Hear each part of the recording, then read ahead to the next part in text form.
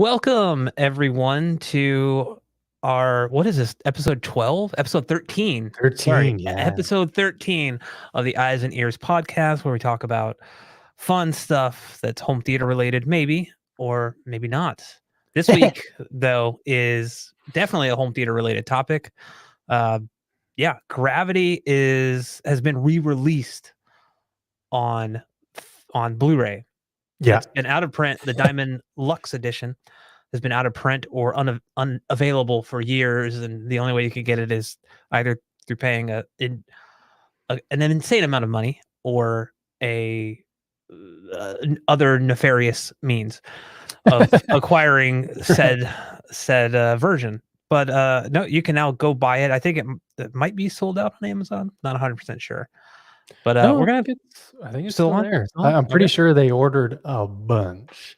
Like literally, I was looking at my analytics for my Amazon affiliate links and stuff. Yeah. Because of course I put my affiliate link in my video talking about Gravity coming back on Mm-hmm. Blu-ray. And so far, just my link alone has garnered about 175 purchases. Yeah. But physical media is you really don't get that good of sales when you're doing physical media, unfortunately. So Right. not like I made like so much money having all those, use my link. But thank you very much for any of those who did use my link. I'm going to put that out there right up front. I did not. Thanks. Sorry. No. Now, okay, let me ask you this. Do you know if it's different at all from the transfer, either video or audio side, from the Diamond Lux edition? Or is it the same exact? Do you know if it's the same? I don't know. It's the same cover. Okay. I mean, I'm assuming it's got to be, yeah. because the Diamond Lux version had not only the Atmos, but the silent space version as well, which is what this new re-release has on it. Yeah. So I can only imagine it's identical. They just got rid of the Diamond Lux moniker for whatever reason. So yeah. Yeah. So Joel is here. Welcome, Joel. Thank you for joining. He said, thanks, Elon, for the heads up on the Gravity release. Ordered it right away. So you're welcome, awesome, Joel. And Jeffrey Fry is here. Welcome, Jeffrey. Thank you for joining us. Sorry we missed last week. Just a lot of stuff going on. But he says, sorry, Elon, I'm going to cross my fingers and wait for the 4K of Gravity. LOL. I have enough unwatched Blu-rays I still need to watch in the meantime. Jeffrey, I am right there with you. I so want a 4K version of this. I would love a 4K version of Gravity. The Blu-ray is okay. It's not the greatest. If I look at my Diamond Lux like remux that I made from the actual disc, the overall file is less than 20 gigabytes with the Atmos track and the video tracks. So I would love to have some. I might have to go back and double check that. It might be 27 gigabytes. Either way, there's a lot more room for improvement there. It's not it's not any compression or anything like that. It's just literally bit for bit the same thing. So yeah, it's kind of disappointing. It looks okay, but yeah, I would love them to go back, just like they're doing with Twister, and doing an actual 4K release. Yes. And we have a couple people. Go ahead. I really am looking forward to Twister, because as I've said in previous streams and videos on my channel, the Turbine edition that you can get from Germany, which I own and you own as well, I believe. Yes. It is Blu-ray, but it is an Atmos track. But since it was filmed in the 90s, it was filmed on film. So usually any transfer that is, not any, but if they're really taking the time to do another like 4K native scan of anything on film, it can turn out to look so good. So yeah, if it's handled properly. Yeah. Don't put Peter Jackson in charge of it. That's all I gotta say.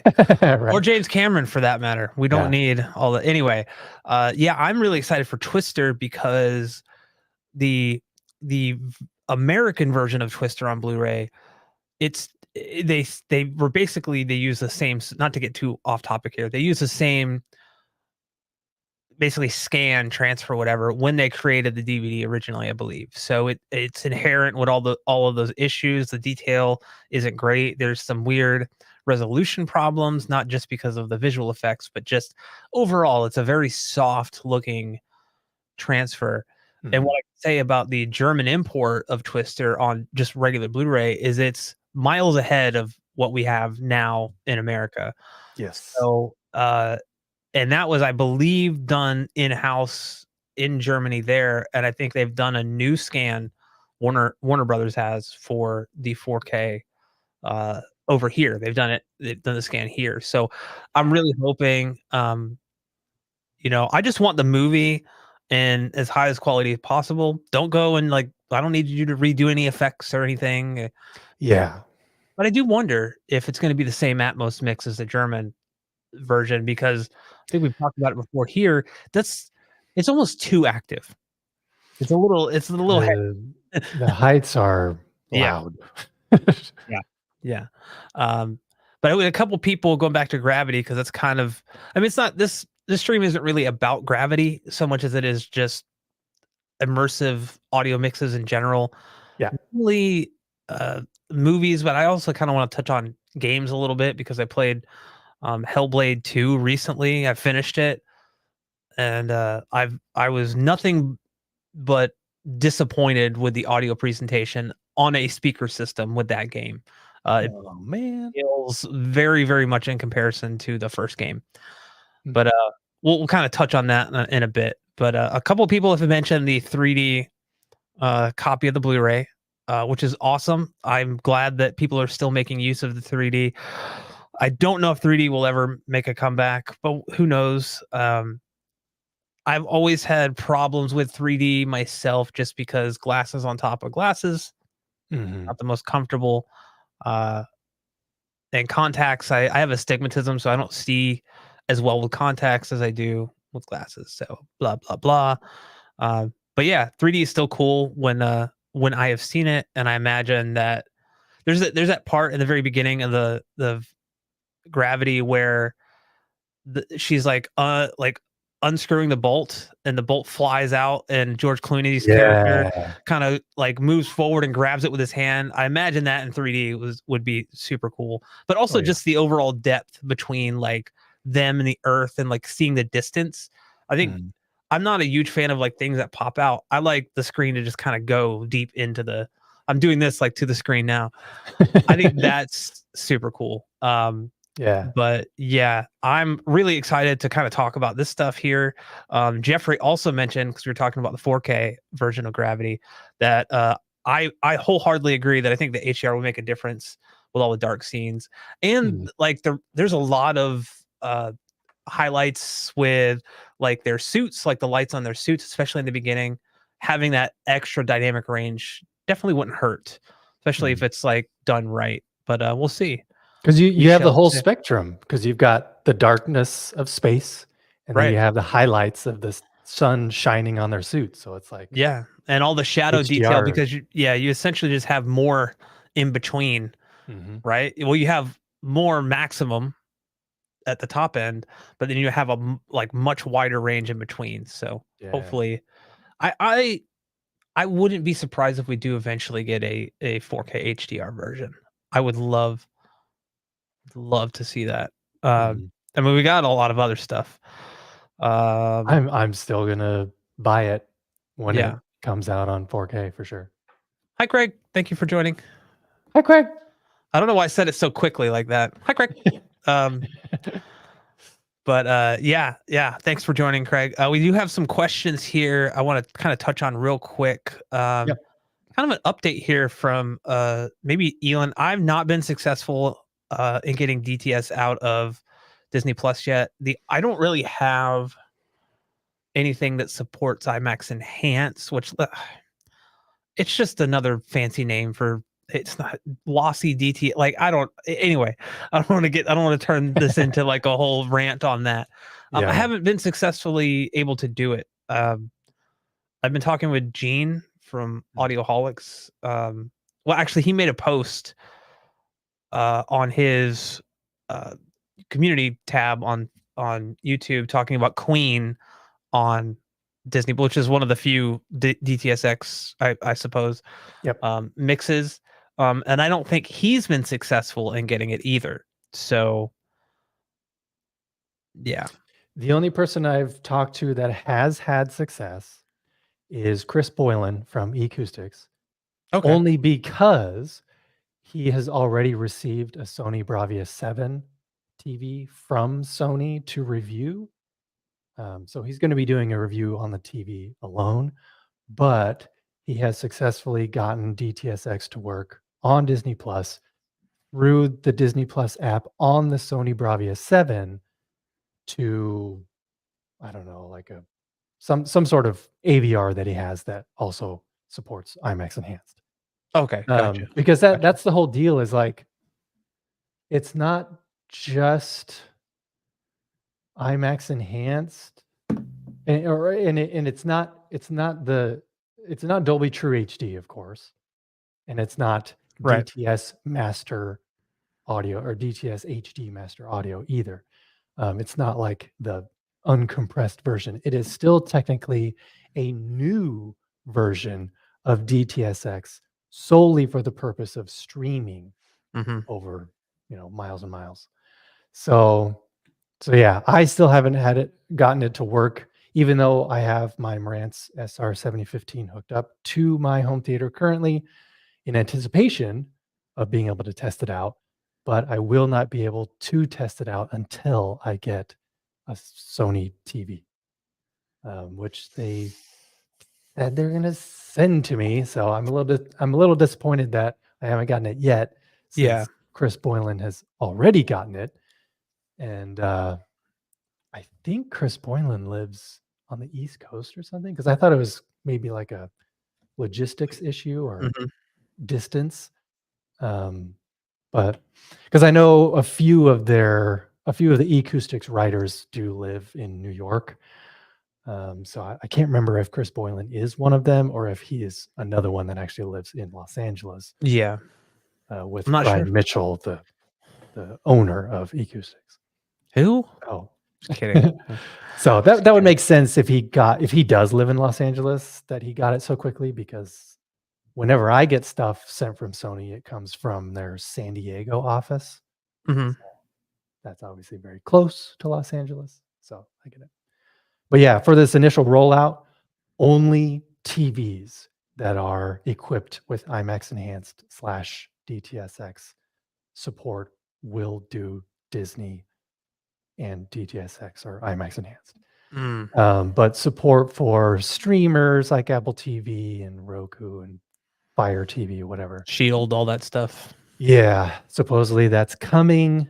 Support for LG TVs, because it's Sony, Hisense, and TCL that are compatible right now, or some of their TVs are compatible with this Disney launch. But yeah, LG TVs are supposedly getting support. The newer ones, like the 2024 LG TVs, like the G4 and the C4, will support it later this year, maybe around the holiday shopping season. Yeah. We'll see. We shall see. We shall see. Before we go any further, I just want to mention that basically we're just going to kind of, I think, keep this kind of topical, or I mean, just a general here, because we're just going to be talking about this. But if you guys have any questions, put a GQ in front of it. That will, or just a Q, but a GQ would help us, or both, honestly, either one, however you want to do it. We're not too picky. It just helps us see it, and that way we can star it. We'll try to answer questions as we talk about stuff that we maybe find pertinent to what we're talking about at the moment. But typically general questions we try to answer at the end of the stream. There are a couple that I want to just kind of address quickly now, just kind of get those done. But also, if you would like to throw a super chat or super sticker our way, that would be awesome. Not required. But we just appreciate it if you guys are even showing up. So thank you for being here. Again, Yay. these just help show your support to the channel directly without having to worry about like ad revenue and all that stuff. It just easy way for you to go, hey, I like what you're doing. Keep doing it. Here's $3 or whatever. You don't have to, but it's very awesome that when those come in. But I always say this every single week. Those will not we're not going to not answer your question because you didn't do a super chat. We're going to answer all the questions. So basically don't think, as many questions as we can. Yeah. Don't think that just because, I'm going to they want a super chat to answer a question. No, it's just a way, if you want to, show your support. But we appreciate you guys being here. So real quick, couple of questions. I don't know what that word was. This one I think is aimed at me. Can you do a manual tutorial on manual calibration, PEQ? Thank you in advance. Yes. So I am really behind on my tutorials right now. So the first tutorial that's coming out is the mini DSP updated tutorial. That's the one that's the one I've promised forever. I mean, I promised a bunch, but there's that one. There's that's kind of the main one. There's a subwoofer PEQ tutorial that will just basically utilize the PEQs in subwoofers that have that built in. So like an SVS sub, and then manual calibration followed by multi-QX. And then I'm hopeful that, there's a couple variations of the multi-QX stuff I want to do. Because there's multiple ways you can use multi-QX. And then I've been dabbling in magic beans, which is Joe and Tell and Shauna's thing. So I'm hoping to do tutorials on that because I don't see a lot. And they take a very different approach to how they're doing it with, house curves and stuff. It's really interesting. I don't want to say too much because I haven't been able to critically listen. So I can't really say too much. I just can say that the process was relatively simple. But you do need some other, you need some equipment to make sure. You need equipment for all this stuff. So, yeah. Anyway, that was going to throw that out there. So yeah, we'll be doing all those. I will say that Obsessive Compulsive Audiophile has amazing tutorials over on his channel that can get a little deep, I think, for some people. So he does get deep. But if it sounds anyway, that's where my brain is at right now. But yeah, I'm gonna be doing all of those tutorials. I need to just sit down and do them. But sometimes I don't know what's going on with me lately. Life finds a way. And then secondly, before we move on, kind of talk about this stuff, the topic of the stream, Fan Reaction FC has a question. So far on back wall, I have some bipole or bi/dipole speakers. Shall I have them on the back wall above my head or to the side wall? Sadly, one side is right next to a wall, and buy or die. Thanks. And he goes on to say for surrounds 5.1.4. I believe that's what he means. Yeah. 5.1. Okay. So I was like, that's a lot of subs in one room. 5.14. So if we're talking about 5, so my preference, it might be different for Elon here. My preference is to have your surrounds at around ear height, especially with Atmos. You don't want them too high. You want to keep them with maybe within 2 feet of your ears. And that will basically allow better separation between your main speakers and your height speakers, which is what you want, because if they start blending too much together, then the effect is diminished and can actually cause phase cancellation and all this other stuff. I was about to say comb filtering, but I don't know if that's right. So what are we talking about? Video? But yeah, so that would be my recommendation, is to have them as close to ear height as possible. Going above is a little okay. But yeah, since you're you only have 5 and you don't have backs, you could move them back a little bit.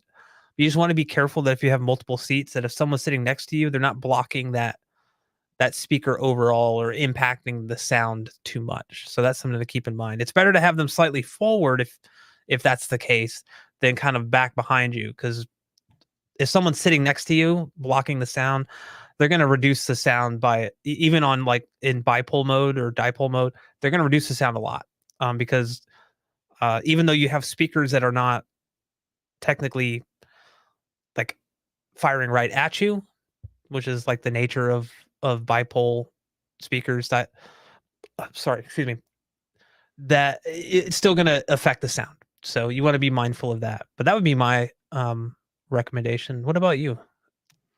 I would also throw in that it depends on your ceiling height.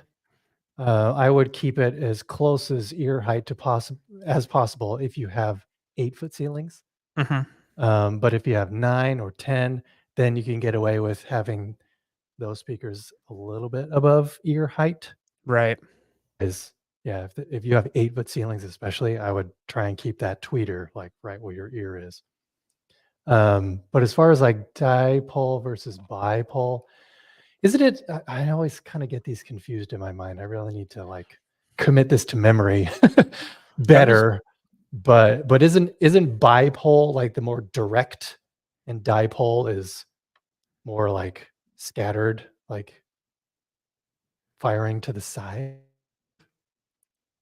Um, It's like yeah, like bipole. Even though there's two speakers firing to the side, their it's output in a way where it still sounds like it's coming from one distinct location, whereas yeah, dipole fires it in a way where it just kind of fires it to the sides, just right. to kind of try and mess with the surround immersion better.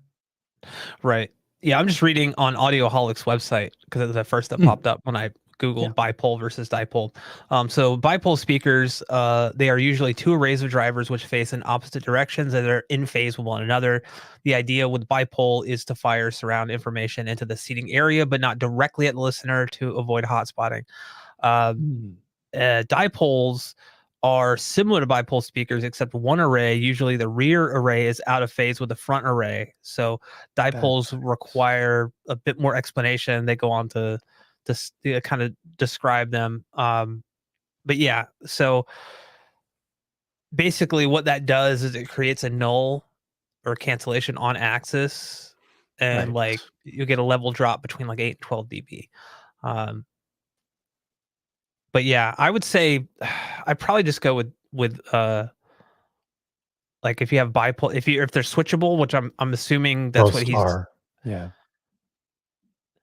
Yeah. yeah, Most Willie, will have a yeah. little toggle switch. Dipole, Yeah. bipole. I would say try bipole first.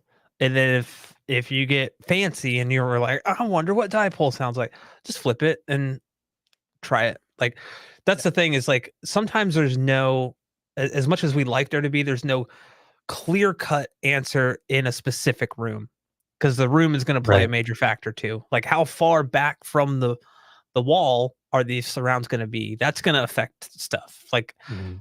not just like from the seating, but like from the actual like back walls or from the front walls. And you know, do you have acoustic paneling? Do you have this? Do you have that? Like it just all Mhm. comes into play. So it's really hard to just kind of put a blanket like statement out there like bipole all the way all the time. Yeah. That sounds so it's like I that's would that's gonna be like on a shirt, like bipole all the way all the time. but like you, I would I would try and test out bipole first. That's Yeah. usually my first instinct is Mhm. bipole first. But since it says sadly one side is right next to a wall, Mhm. maybe that side does better in the dipole position, and the side that's not so close to the wall on the other side is better in bipole. So you might even want to have both and switched differently to see if that Yeah. improves it. But typically I don't really like to do dipole necessarily, just because, especially with Atmos nowadays, Mhm. because then that's probably going to mess with any objects that are moving around in 3D space, because you're messing with phase.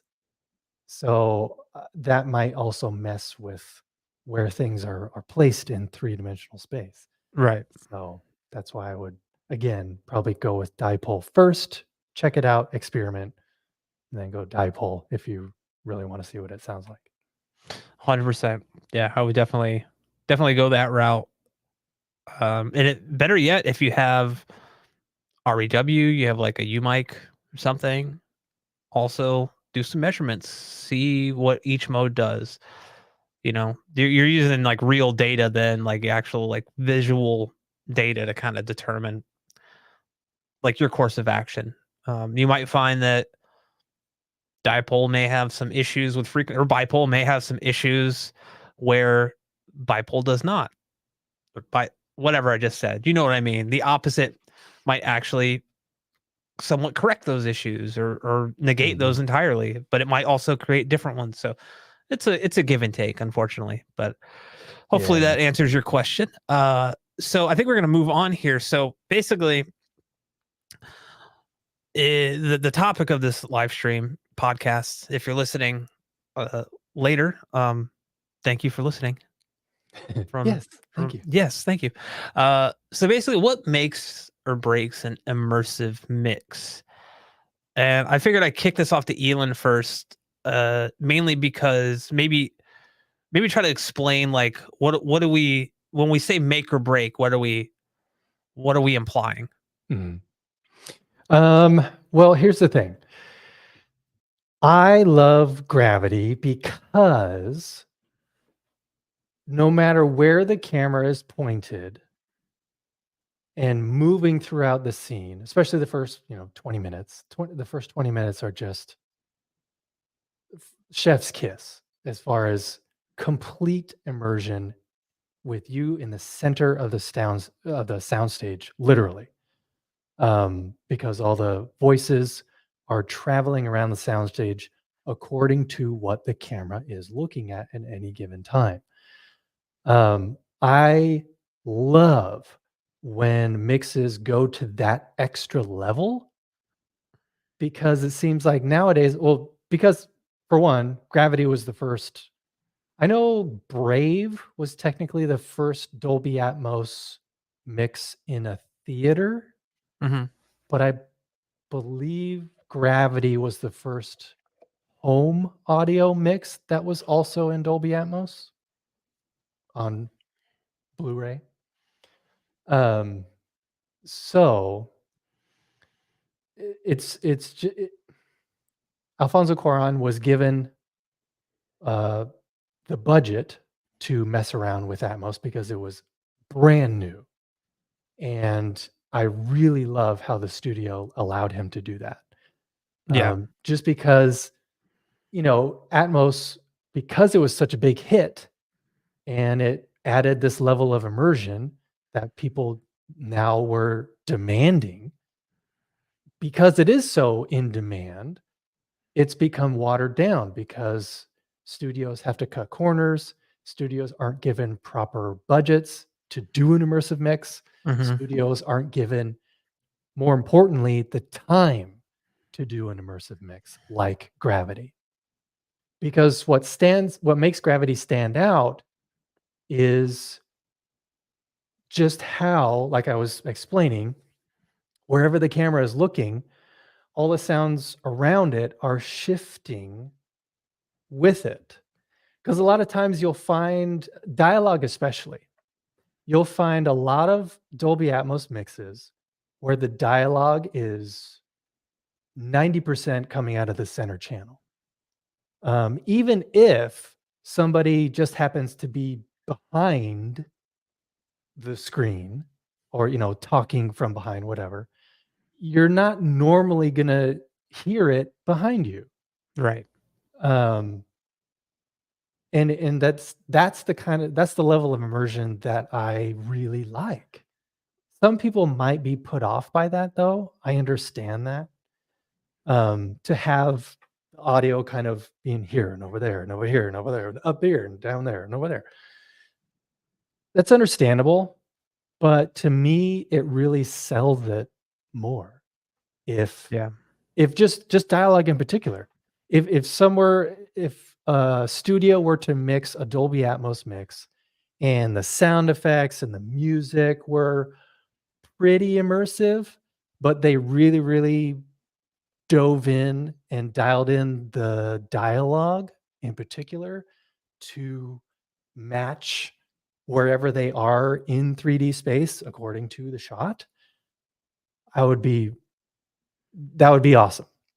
Yeah. A more recent example of that, even though it was only mixed in 5.1, was The Killer with Michael Fassbender on Netflix, directed by David Fincher. That's only in That 5.1. Yeah, that one's only in What? 5.1, What? but it is a very immersive mix because shot for shot for shot, the audio changes according to what the shot is looking at. If it's from Michael Fassbender's perspective, if it's from like there's this scene where he's sitting near a fountain, just kind of hanging out, checking out his surroundings, surveying the area to really find out how he's going to accomplish, basically killing this person because that's his job. And I remember I remember hearing the fountain he was next to. It was over here in one shot, and then it was over here in another shot, and it was behind in another shot because it was according to what Yeah. the camera Yeah. was looking at. And I love that kind of stuff. So I want more of that. But I don't know. I can see why some studios may not go to that degree because maybe it doesn't matrix down that well. Like if you're just watching it on a phone or a computer or just a 2-channel system, Mhm. it might sound off or it might sound weird. It might not matrix down properly since it was originally mixed in 5.1. So that might be one of the issues that all audio mixes aren't to that degree of immersion. Right. So, but to me, that's really what I want out of an immersive mix is Yeah. to literally be in the middle and have everything shift around according to what the camera's looking at. So that's my take.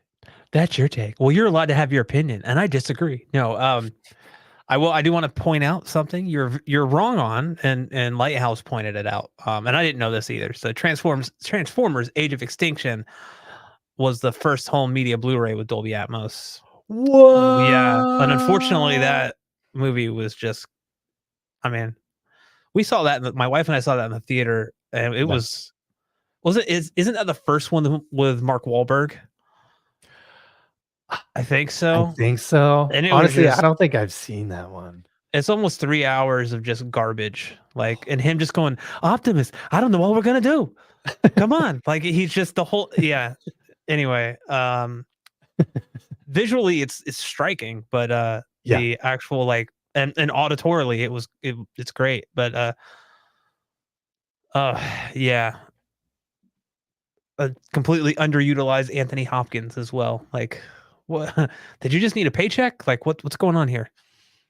Oh, maybe I have seen Um, that one. Maybe that's the one I own. yeah. I mean, Michael Bay is no stranger to uh like quick cutting and all. Like Ambulance was another one that I honestly couldn't make it Mm. more than 30 minutes into that movie without shutting it off. It was like the dialogue was written by like a 5-year-old and all. Anyway, Right. um regardless of the audio or video presentation, I also found the FPV drone shots to be nauseating. Like they just Mm. anyway. Yeah, also, Willie brings up something. Where was it? There we go. Says, I'm not saying Atmos is overhyped. I like it, but does it really do that much more than what could be achieved with a good 7.1 mix? Well, I mean, in the case of like Gravity, I don't think you could do the same thing. True. Only because Gravity, but I also feel like Gravity is kind of like an outlier in all of the Atmos Yes. mixes in terms of immersion. It's almost like the movie. The thing I will say about the Atmos track, I texted Elon earlier today because I'd like watched some scenes from it, and I ended up watching the first like half an hour of it, and I didn't even realize I'd watched half an hour of it. Like I was just so kind of I hadn't seen any clips of it since I upgraded my theater to Mm. 7.4.4. So I hadn't. Ooh. I'm there was just it was so like detailed, the presentation. Mhm. It was so I mean, I keep saying immersive, but it was also seamless, and I think that's another thing that it does Yes. really well. So when you have all these things panning across the room or overhead or from this direction to that direction, never once was I taken out going, that's panning like harshly from one to the other. And I don't even like my height speakers, the Atmos speakers are not timbre matched to my bed layer. They're not the same speakers. Mhm.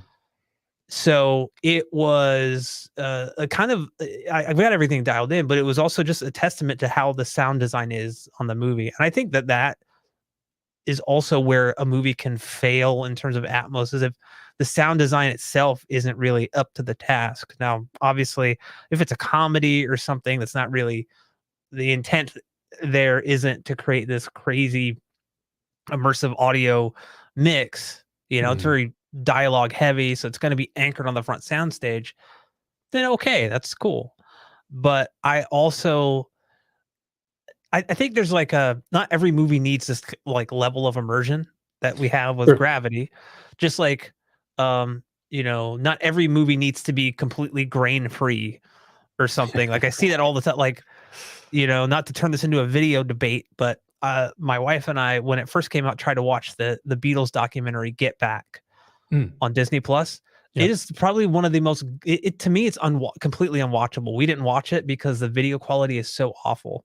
Whatever upscaling, AI, denoising, and all that stuff they did, Mm. like the whole thing was like it was from 60 millimeter footage. So Yeah. they pretty much cropped it in, denoised the heck out of it. Like everybody's hair just looked like blobs. Like it doesn't look good at all. Like Right. I was completely taken aback by how bad it looks. And unfortunately, if we look at some of the stuff that he did with the Lord of the Rings movies to try to make them look more like the Hobbit movies, we can see similar things with like certain shots with noise reduction. But anyway, Yeah. um, yeah, it's like I don't think that like the intent of every movie or every Atmos thing or Atmos track should be let's just throw all the shit that we can in the height channels because like that's gonna be Right. my whole thing is do I notice the height channels a lot during the movie? And I gotta say, as much as active as Gravity is, never once was I like taken out of the movie because I kept hearing the stuff in the height channels. It was just a part It of it. added to the experience. Yeah. Whereas like Yeah. talked about the Atmos track on Twister, where it's like almost too much. Yeah. Like when they're sitting in a diner and you can hear stuff above you, like silverware clanking. I'm like, this is a one-story building. Why am I hearing silverware up here? It doesn't make sense in that regard. So I think when it's used properly, oh my gosh, like it can be a much better like experience overall in terms of the overall soundstage. Um, with that said, I will say I have noticed a pretty massive upgrade just adding 2 surround speakers behind me, like going to Yeah. 7.1 instead of the 5. Like that Right. actually still surprises me. I was even in Gravity, like there's a lot of stuff going on back there. Mhm. Um that I had to replay certain parts of it because I didn't notice. Like I was so like entranced in like the movie. And that scene where like it like the camera like goes into her helmet and so now you're like Right. hearing her breathing and yeah, everything about the track is I think I said this morning I was like it's still 100% reference Mhm. in terms of an Atmos mix and how like well everything is put together, sound design, sound mixing and everything. Um but yeah, I think that it can add a lot, but like Elon was saying, uh studios movies are not given the time or maybe budget or just maybe the director doesn't want that. Maybe if you're like Yeah. a Christopher Nolan type, he's a stereo guy. He doesn't really like surround sound. Mhm. So he's all of his mixers are very front heavy, if you've never noticed that. Um, and I think there's surround sound stuff in there because the sound engineers are like, well, people are gonna like complain if this isn't like this or whatever. Right. I don't know if that's the case, but like, I'm thinking of Interstellar when they're in the cornfield and I can hear the corn passing by me on the Mm. side. I'm sure Christopher Nolan would have been like, I don't like that. I don't know why, but he's what did I say today? He's a cinematic genius with a hearing problem. That's Right.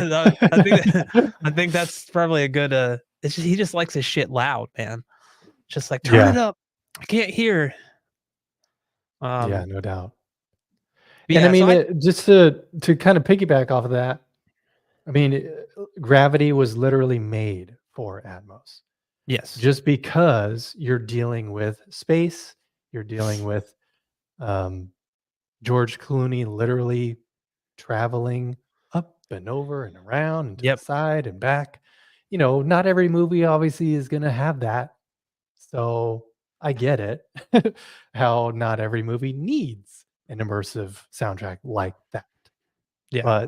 But the fact that you are in space and you have all these things, not only people moving around you, but objects moving around you. And, when the debris starts to fly past them and stuff, like, the camera's looking over here at Yeah. the debris that just flew by, and then it pans back over, and you can still hear George Clooney's voice in the back behind you, and then it pans over, and George Clooney's in the frame now, and now you can hear him in front of you. And Yeah. that seamless Yeah. transition when just a pan, just a simple pan, that transition of him, it's just, yeah, that movie was literally made for Atmos. Yeah. And Willie does bring up a good point. So thank you for being active in the comments, Willie. Appreciate it. He says he's not really convinced about Atmos, which is the notion that object-based audio is somehow transformative. To me, it's just a bit better than channel-based audio. And I'll agree to a point. I think the biggest benefit is with object-based audio is the scalability. That's kind of Yes. where like that comes into play, where like you have like maybe like I started with a like a 5-channel system with 2 subs, right? So a Dolby Atmos track will scale to that, right? A uh if we go up to like I then upgraded to like a 5.1.2, so I had 2 top middle, still had the 2 subs, but now I had the additional speakers. Atmos scale to that. I then Mhm. upgraded when we moved here to 4, when I upgraded my receiver to 4 height channels, and I was able to use. I mean, all these mixes are adapting to that the speaker layout, and then I Right. added 2 more backs, and so now I have like kind of the full bubble.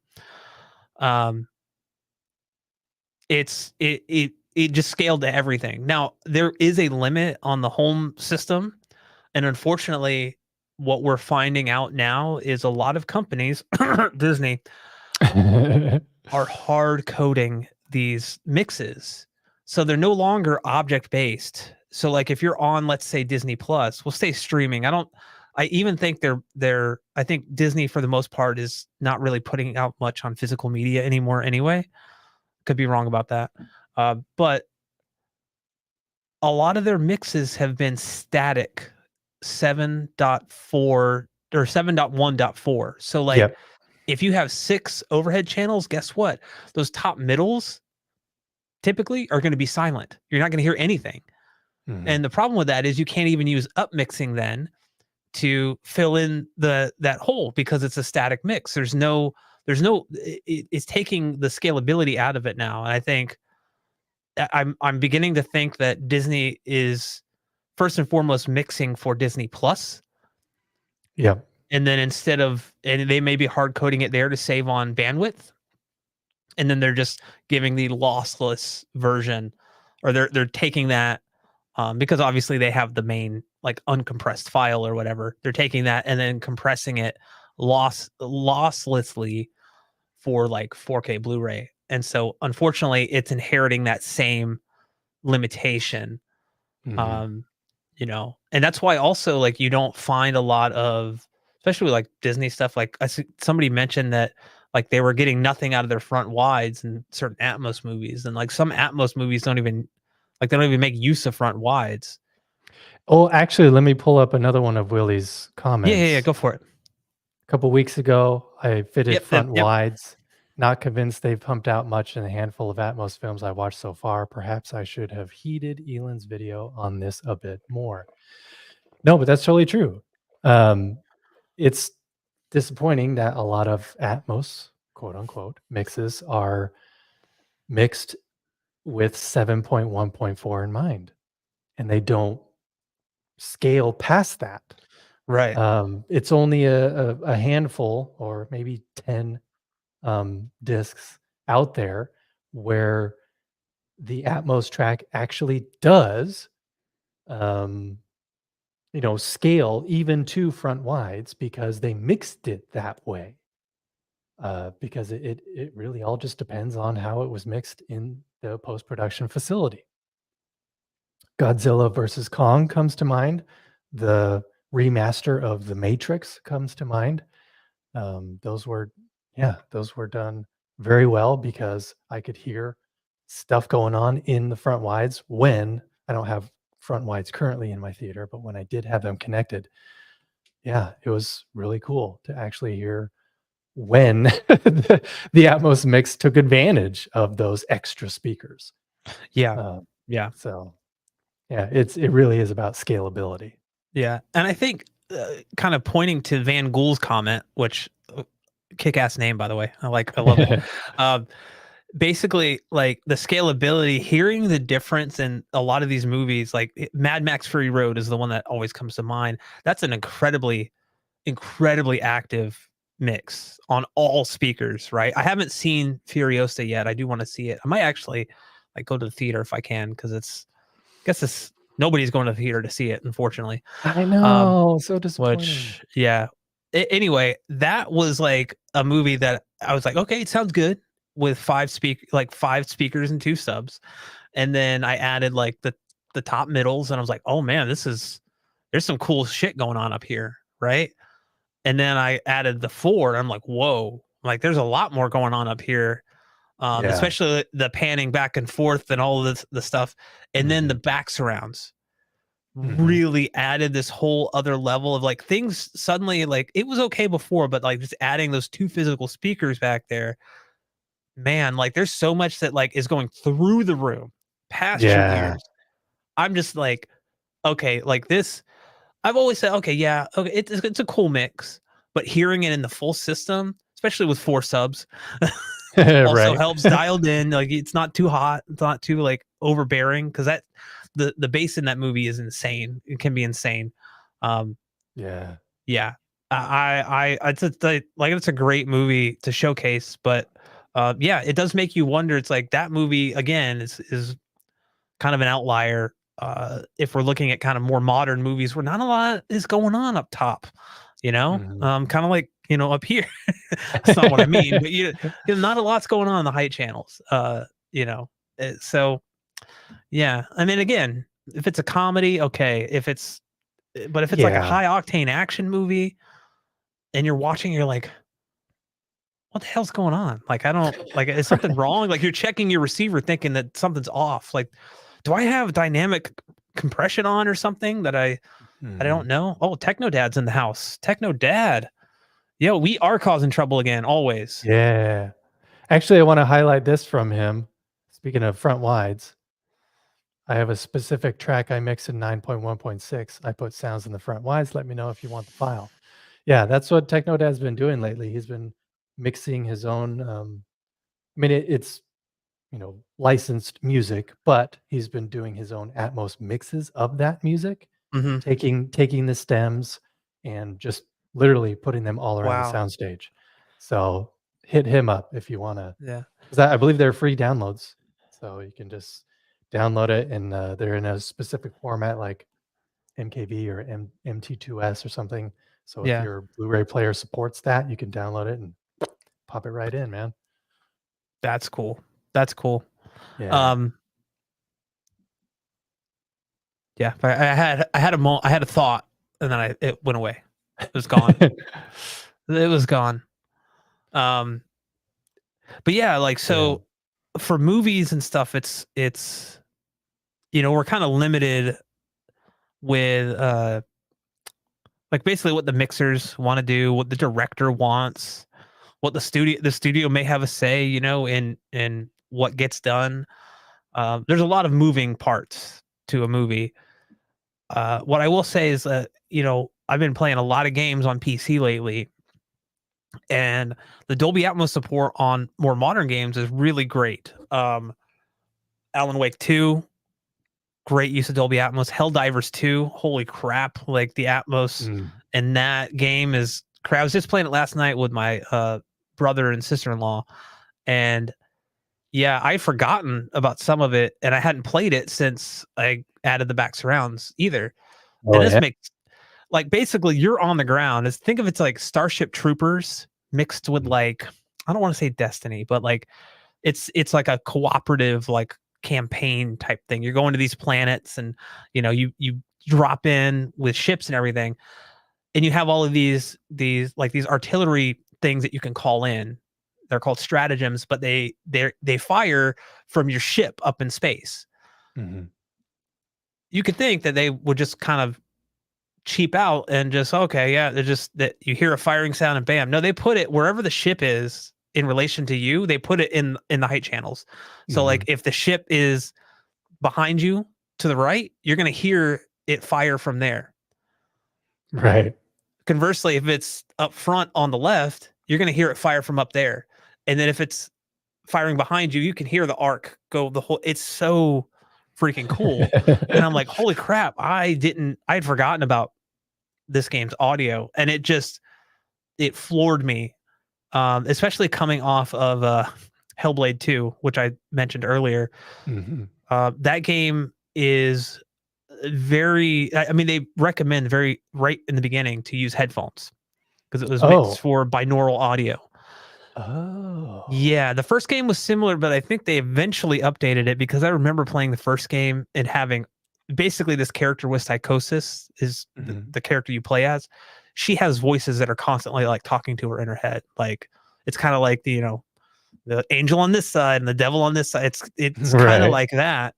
Yeah. And there's some other like narration that happens, but it was kind of coming from all around you along with the sound effects. This game for whatever reason, right now at least, all of the dialogue, all the voices are hard coded to the front soundstage. So it's Oh, mainly coming from the front, left, and right, and occasionally the center.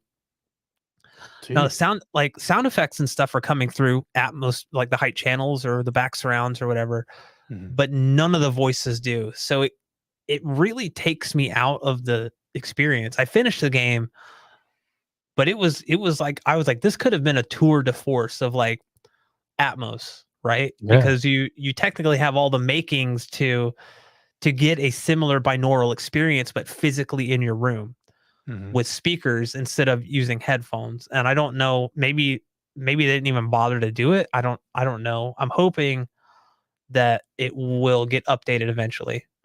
Um, I yeah, know, maybe it kinda sounds like they were rushed just to release it for some reason. well, they've been working on it for 5 years. Um, Oh. visually, it's probably. I mean, I could see where it- it's hard to call it a game, honestly. It's more of like you walk a lot in this game. It's more story driven. Ah. So yeah, it's probably the longest I've held up on my left analog stick in a game. It took me about 6 hours to beat, and at least 50 to 60% of that was holding up on Right. there's very little combat. And yeah. And the thing is like you're walking at a snail's pace. But yeah, like visually, it was probably one of the best looking games on PC at least. I didn't play it on the console. Mm. Um, and but on the audio side, I was really disappointed. It's also relatively short compared to the first game. So Oh, yeah. this was supposed to be like Microsoft's big kind of I don't know, like they were kind of hyping this thing up, and yeah, Yeah. I was just kind of it pales in comparison to the first game, unfortunately. But yeah, the audio mix on that was pretty bad. But then going over to Star Wars Jedi Survivor, which has a native Dolby Atmos mix, that's like a completely different ball game. It's like Mm. amazing, Yeah. amazing. Like just sound design in general. The bass in that game too. It's just, yeah, it's a joy to play, especially coming off of Hellblade. Yeah. Joe and Tell is here. Joe, what's up, man? Yeah. Hey, Joe. We got Joe and Tell and Techno Dad joining us Both of them. today. Both of them are here. We feel so special. Hey, Joe. Yeah. Man. Yeah, I mean that's the whole thing about video games is that's what's incredible to me about video games actually nowadays who that have native Atmos mixes Yeah. is that, they have to be on that completely next level when it comes to audio because it has to follow wherever your character is looking. Yeah. Unlike a movie where it's just static and it's, you're just looking at a screen the whole time, Yeah. not really moving anywhere. So, because yeah, it just having to constantly be shifting around like that, depending on how you are moving your character, it still Yeah. just boggles my mind. It's amazing how that works. Yeah. And all like there's actually technology built into more modern game engines that make it easier.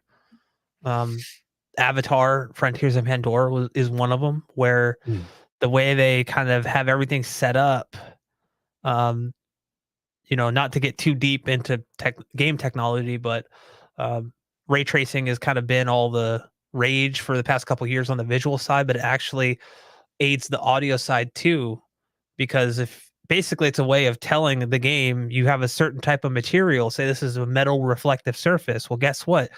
You can also have the audio affected by that metal surface too. So instead of Yeah. like it just seeing like a blank, like, polygon thing, it's like, oh, okay, if I fire my gun next to this thing, I'm going to get extra like reverberation from it, but I'm also going to get kind of like maybe a tinny sound.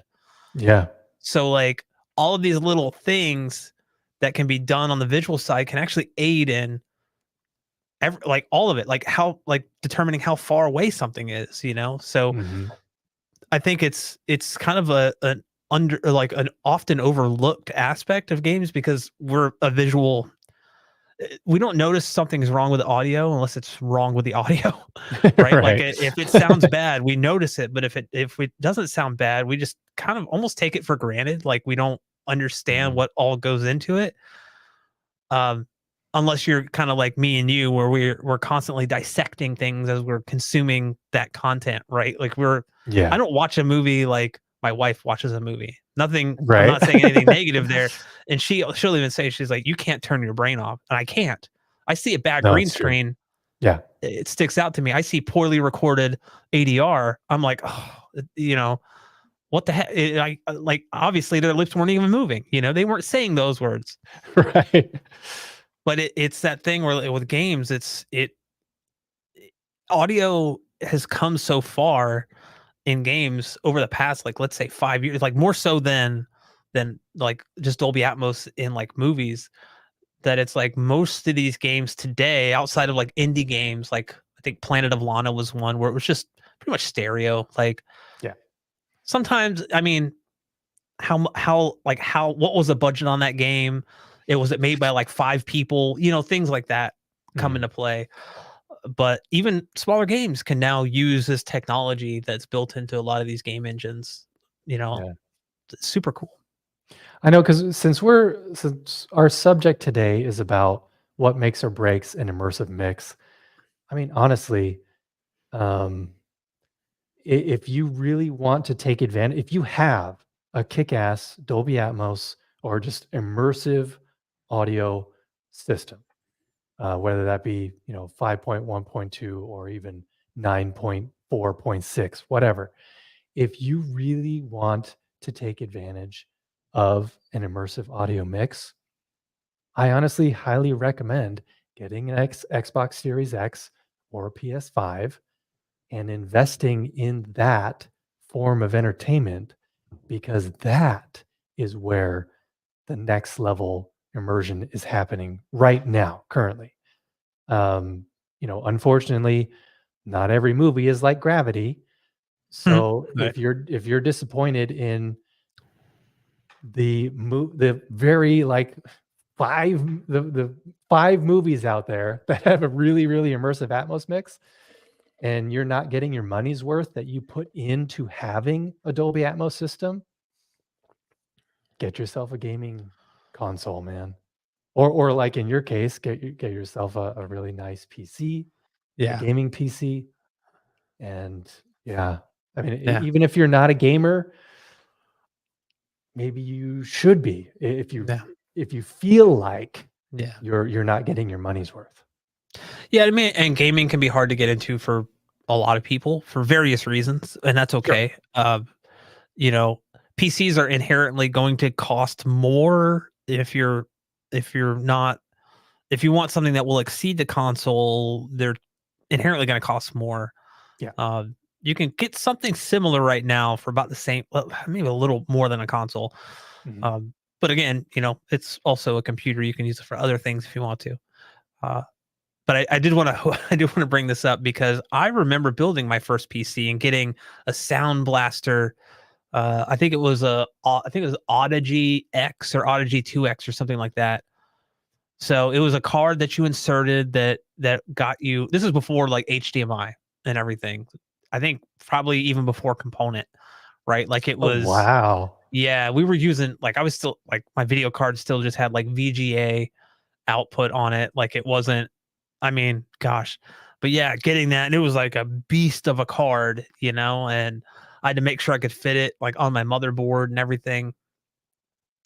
It was, now these days it's like, okay, I don't even bother with a sound card because like I'm just going HDMI out from my video card to my display. And that's feeding the audio via eARC to the receiver. So it's like all I can do uncompressed, I can do Dolby Atmos, I can do DTS if I want to. Actually, my display doesn't support that, so I can't do it. But now it's like we've kind of removed the need for, you know, when we're talking about like multi-channel stuff for like basically the biggest point of the sound cards back in the day was like the DACs were built into those and you could, go out like from that. They had like high quality conversion and all this stuff. But now it's like we're just letting our receivers do everything. Like Mhm. we're letting the DACs and the receiver or pre-pro, whatever we're using, do it all without the need for all that. I mean, there's still maybe a need. They still do make sound cards for very specific use cases, but outside of that, it's like we don't really it's not really a necessity anymore, Mhm. So things have gotten a lot more simplistic in terms of what you actually need. You don't even like I built 2 computers for my in-laws, and neither of them have drives connected to them via cable, right? They're all just on the NVMe ports on or the NVMe slots on the motherboard. Like there's no they could add more. There's a capability to do it, but they didn't. And it just makes that so simple. Yeah. It just it's great. Um like going down like a PC tangent rabbit hole, but yeah, no, I mean people have mentioned like it, where was it? I saw it.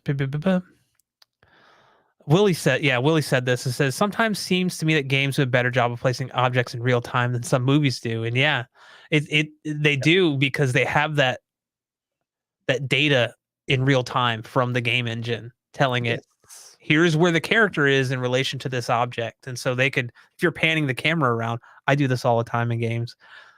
I just slowly pan the camera around. If there's like a waterfall behind me, I'll listen to it transition around me, right? Like from Right. speaker to speaker. And it's like if I close my eyes and your speakers are positioned properly and calibrated and all that stuff, I could tell you where the waterfall is, Mhm. without even seeing it.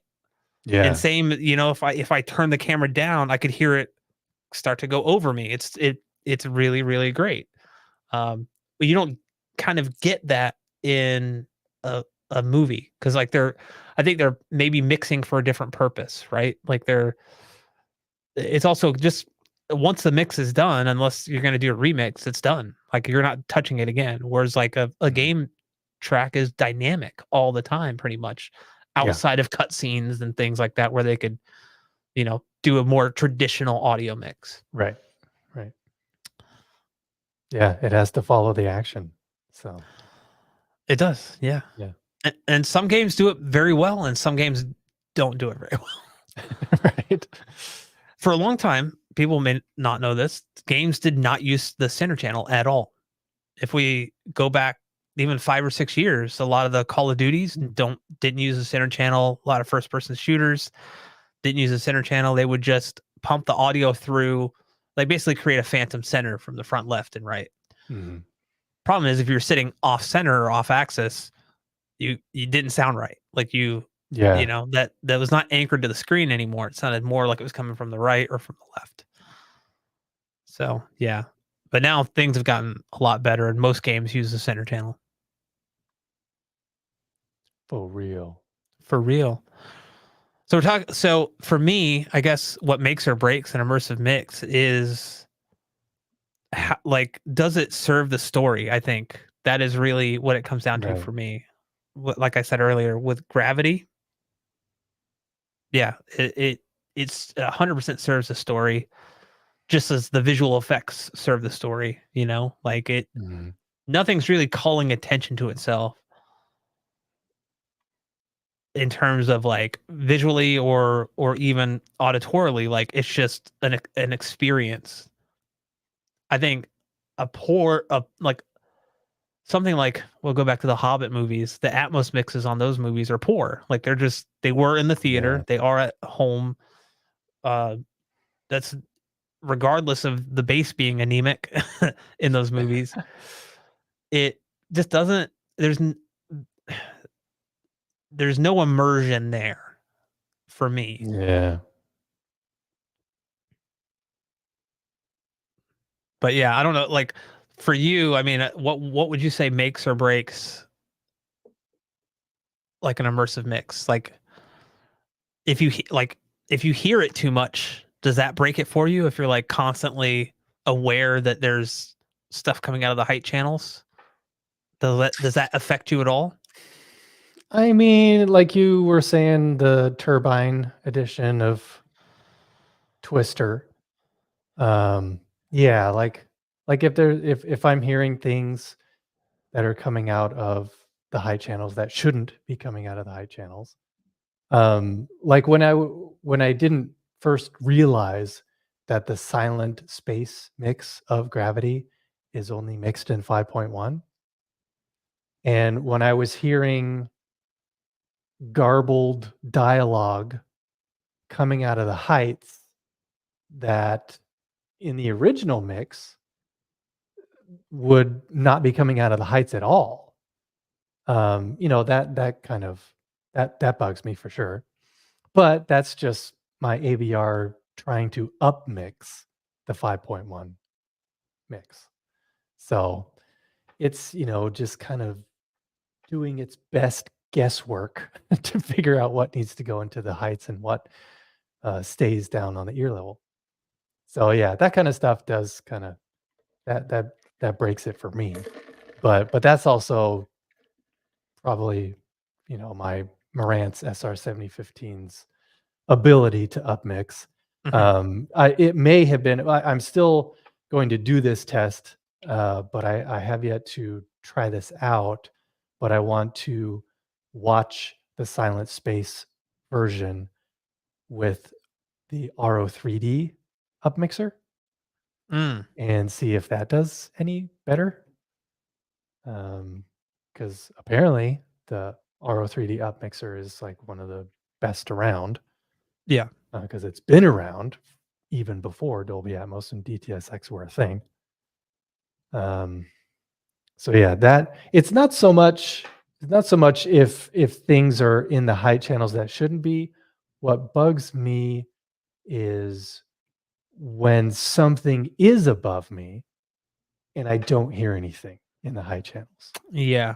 That breaks it for me, where it's like, you had this opportunity and you just wasted it. I remember Techno Dad, when he was watching the part 1 of Rebel Moon on Netflix, that he did the same thing that I did for Gravity, where he turned off all his ear level speakers and just had the height channels going. Yeah. And there were several scenes where it's some action scene or even a not so action scene where there's rain falling. You could easily have rain coming out of the height channels only. And it was silent, just absolutely nothing coming out of the height channel. It's like, is that what Atmos was originally like thought up for? Yeah. Was atmospheric things like wind and rain and all kinds of stuff happening above you? Like if you're not putting rain in the height channels, that's like Atmos 101. You know? Yeah. Was Yeah. it For real. were you really pressed for time, or were you only given $10 to do the Atmos mix Yeah. and you only had an hour to do it? Oh, yeah, that kind of stuff really bugs me. Um, when there should be some height information and there is nothing. So, Yeah. I mean, that's kind of where I'm at too. I just like the expectation, of kind of putting you there in the action. It's like, why even have it in Atmos then if it's not going to be like if especially if it doesn't kind of match with the rest of the film, right? Like if it's like you have these scenes where it's like, oh man, it's like over the top, done, like overdone, and then uh what is happening here? Like there's barely anything going on. Um, I just need to plug in my laptop real quick. oh sure.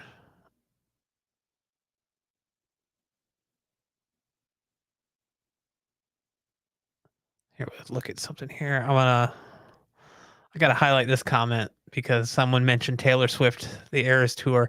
I, okay, I'll say this much: I wouldn't know what it sounds like because I'm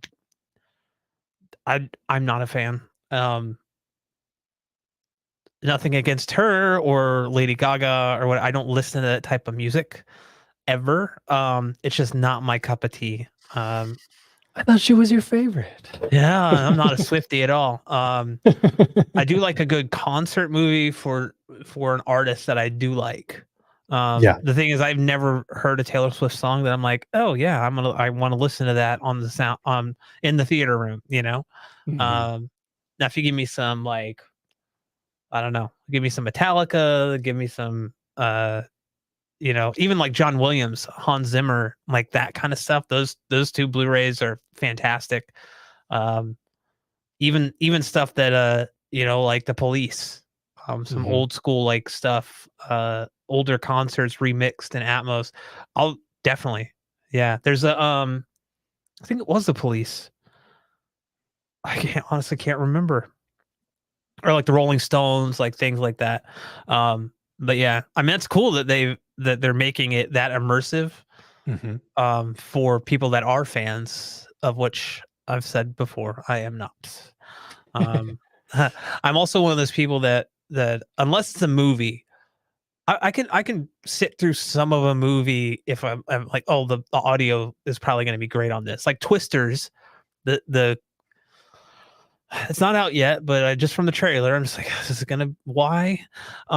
It's probably gonna sound good, and so Sure. I might try to sit through it for that when it comes to home video. Mhm. But otherwise, like it's easier for me to sit through a movie or turn off a movie than listen to an artist who I just have no desire to listen to their music. If that makes sense. Um, Yeah. Nothing against people that do. Oh yes, Willie mentioned Metallica Through the Never, superb on 3D Blu-ray. I saw that at IMAX 3D, Oh. and it was almost like for a long time I had been chasing the sound of that movie or that experience, I should say, at the IMAX 3D because I needed. I honestly probably should have worn earplugs. Yeah. My ears were ringing for 2 days after I saw it. It was like it was the told a couple of friends of mine after that. I was like, it's probably the closest you could be like, instead of going to a concert, it's the closest you can get without actually going to a concert. Yeah, I also thought it was a pretty cool like experience, like a kind of a different thing where they kind of melded a movie and a concert together. Did it work? I don't know. Um, it's got Harry Osborn. I mean, Dane DeHaan from the Amazing Spider-Man movies in it, who's also actually in a very, very good movie by Gore Verbinski called A Cure for Wellness, which also has, I think it's just in 5-1. I could be wrong, but it's kind of like a psychological thriller. Definitely worth checking out if you like bass. It's also a great movie. I kind of I don't want to compare it to Shutter Island, but it has that psychological element to it. So yeah, definitely worth watching. Um, yeah, Beetlejuice. I can't say his name more than 3 times or more than twice or else. Beetlegeist. Yeah, I want to see that. We might go see it in the theater. I have some reservations about it, but I'm trying to, after seeing the trailer, I'm trying to withhold my yeah. I'll just say that. Yeah, I want to keep my expectations low because it seems like recently with any nostalgic sequel that has come out, they've been just kind of hitting the mark. So Yeah. Yeah. Also think that it's great that they got like the original cast back, right? Like yes, Michael Keaton as Beetlejuice. The makeup looked a little off to me in the trailer, but that could have just been the trailer. right. What I will say is Tim Burton is a different director now than he was when Beetlejuice came out originally. And I've enjoyed his movies up to a point. There are some movies where I've just kind of completely checked out and I'm like, no, I'm I don't want any part of this Alice in Wonderland stuff. Like I don't, just didn't do anything for Yeah, me, you know.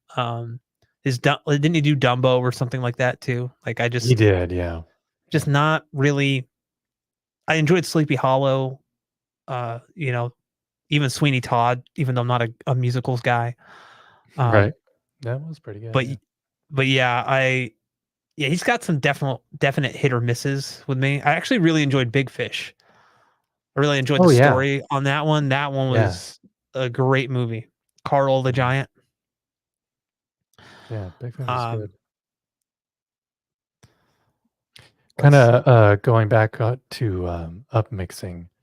Joe Yeah, and Tell did say that you'll get less artifacts with the Aromatic up mixer compared to the Dolby Surround up mixer or DTS Neural X because of makes the sense. way it up mixes. So Yeah, makes sense. that makes me excited to test it out, to test out the silent space mix in Aromatic up mixer. Automatic. Ba-da-ba-ba-da-ba. Let's see here. Oh, yes. Van Gogh, Mars Attacks needs a 4K Atmos release. The alien sounds in Dolby Atmos would be amazing. Right. It's so good. It's yeah. I haven't seen that movie in a while. I need to watch it. I need to watch it. There was something else I wanted to see. I think we're talking about Ghostbusters. Yeah, I was kind of bummed about the Frozen Empire Ghostbusters. I thought Afterlife was much better. But I'm an old school man. Give me the original 2 Mm. Ghostbusters over those, even though the other one was good. This is actually a good question. And then I'll get to Joe and Tell's answer or question here. Do you guys tend to watch 5.1 movies upmix into all of your speakers? Typically, yeah. Yeah. I mean, Uh, it may just be laziness on my part because I have it set up to where my receiver just automatically does it. yeah, yeah, Um, but yeah, there are occasions where I may, like when I watched The Killer, hmm knowing it was David Fincher, who is very meticulous. and very OCD about his audio mixes. Yeah, that particular one I did in its native 5.1 mix because I did not want to hear anything other than the original mix. Yeah. So there are moments like that, but typically I say about 90% of the time I just Yeah. let the up mixer do its thing. Would you do the same then with like Christopher Nolan's movies, since he's always predominantly like 5.1? I don't even think there's like a 7.1 mix of any of his I movies out know. there. I don't think there is. Yeah. It's crazy. I Yeah. yeah. I don't know. Maybe I'll just have him up mixed anyway, just as a big Yeah. middle finger to Christopher To Nolan. yeah, stop making poor audio choices. Um let's just compress the hell out of the dynamic range and just make everything loud. Uh Yeah. I tend to, yeah, I mean, for movies and TV shows, I'm pretty much up mixing. Like my wife and I've been watching SG1. We're on season 7 now. Mhm. Pretty much doing up mixing all throughout that. And there have actually been some pretty cool moments. I typically use the DTS Neural X up mixer. I don't have like an Oro 3D license or anything. I'm not at a point where I really want to pay. Was it like $200 or $400, something like that? Some, I think it's $200, maybe more. Mhm. I don't know. I could probably get a license from Oro, but I don't know. I think wouldn't mind checking that out. But yeah, I typically use Yeah. DTX Neural X, and it sounds great. There's been moments in the show. I mean, this is a show from, God, we're like, I think we're 2003, like is when we're at Yeah. the season we're watching. So we're 20 years ago. yeah, yeah. So it's a TV show from 20 years ago, so you gotta keep that in mind. But overall, like the sound design, especially in some of the later seasons, you can tell they got more budget and technology advances more.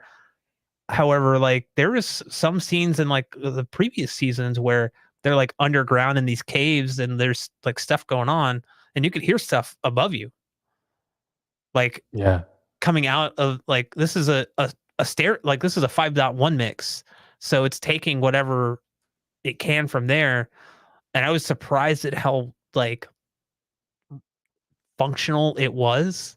I didn't expect it to really place these objects above, but Yeah. it did a great job of making it sound like the gunfire was coming from on the surface and not, slightly elevated, Right. which is, I've always said like I'll use like the Dolby surround up mixer if I just want more of an ambience, because it Yeah. doesn't really do a good job of placing objects or placing faux objects, I guess you could call it, Mhm. in those height channels. And so like for music and stuff, I might not want that. I might just go with a Dolby surround up mixer, but most of the time I'm using a um, DTS Neural X up Yeah. mixer. Yeah. And then to go back here, Joe asked how the Magic Beans calibration is coming, Brad. Well, I don't know. I I ended up going out of town, having a really bad like experience, and then was sick when I came back. And then my mom was in the hospital. So again, yeah, I'm still using it. It sounds great, but I haven't taken a mic to it yet. That's kind of the plan. Like I just he gave me the license. For those that don't know, Joe was very gracious and gave me access to it. Um and that I talked about a little earlier, but yeah, the overall process was different than I was accustomed to, but it was super cool how it like all works. Um but yeah, I'll like shoot you a message, Joe, and kind of let you know where I'm at with it too, because I definitely like think that more people need to know about this, because what I've heard, I have again haven't put measurements to it. Initially I transferred the wrong file to multi-QX. I transferred the what is it? The per channel file, and then I was like, "Oh wait, that's the wrong one," because it sounded weird.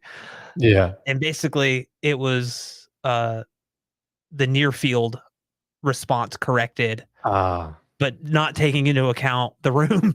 right. So I was like, yeah, this oh wait, and then I realized I selected the wrong one. So I went back and re-exported, and now it sounds awesome. Like it sounds, I don't think I've like the amount of work I had to do to get it sounding the way it does now would have probably taken me, I don't know. I mean, we're talking about now, like knowing what I know, maybe 6 to 8 hours to get everything dialed in Mm, with the speaker configuration I have. yeah. Whereas this literally took me an hour. Obviously, I Right. haven't done any like post EQ measurements to kind of see how it compares to what I did. Mhm. Um, and yeah, Joe actually brings up a really really great point too. It's interesting to see your target curve because um, yeah, that kind of he and I had talked about it prior, and he's like, I'm almost willing to bet that the target curve that Magic Beans gives you, the true target, is going to be close to what you're listening to now. And it Yeah. and it is. It's like obviously there's like some differences, which I knew, but I was like surprised at how close it was. I mean, we're talking about within a dB or two on like Whoa. basically on each thing. And Mhm. honestly, sometimes you probably may not like I'm just like, wow, okay, it takes me how long to do this, and then this app just does it for me Right. and allows me to kind of mess around with different settings and stuff too. And if I want to do something a certain way. So it's very full featured. I said earlier, Joe, that because someone asked about tutorials that I was uh doing, I would love to do kind of a full featured tutorial on maybe multiple videos on how to use it and how to use it with different like devices. And I don't know, I don't have a bunch of different devices, but like I can cover what I have now and then as I get other things. But yeah, there's like multiple ways you can import them into like multi QX, and um, that's super cool. So yeah, I'm really like floored by like what I was able to get. Yeah, and it's definitely not a Harman curve. I actually stopped using a Harman curve years ago because it was just I got tired of. I didn't like it. I did not like it. Also, thank you, Siphonics. She's doing good now. She's home. But yeah, it was a scary couple of weeks because she was like in the hospital and then out of the hospital and then back in the hospital. So appreciate it. Yeah. Appreciate it. Thanks. You know, we just had this. Willie brings this up. We just had this conversation earlier. A Yeah, we similar. did. We did. This is Earlier Nolan's weird in here, talking about yeah. Christopher Nolan. He thinks 3D is a gimmick, but loves variable aspect ratio. Doesn't like 3D audio either, which seems unfathomable to me. And that's what I said. He views like Atmos as a gimmick, right? I think he Mhm. also views surround sound as a gimmick for the most part. Yeah. But to me, what's a gimmick? Switching aspect ratios, shooting in IMAX. Like these are all like shoot the whole movie in IMAX or don't shoot. You know what I mean? Like pick one. Yeah. Like, and I get like IMAX has a different like if it's actual true projected 70 millimeter, it looks different, has better like it's just a different beast altogether. Yeah. But it's not feasible to shoot a whole movie like that on actual film. And he's Mhm. also refuses to shoot digitally. So there's this whole yeah. I mean, he's kind of that's a topic for a completely other live stream. I think we even like when I was in Joe and Tell's Daily Hi-Fi podcast at one point, I talked about Christopher Nolan and how he has a hearing problem. And that was I Yeah. think Joe even made a little clip of it and put it like, yeah, it's crazy to me. It's like, yeah, Willie says the same thing. Stick to one AR. I will say it doesn't uh, like I'm kind of a purist. I want to see things and hear things the way the director intended, but Mhm. sometimes I'm just like this this director's out of his mind, you Yeah. know.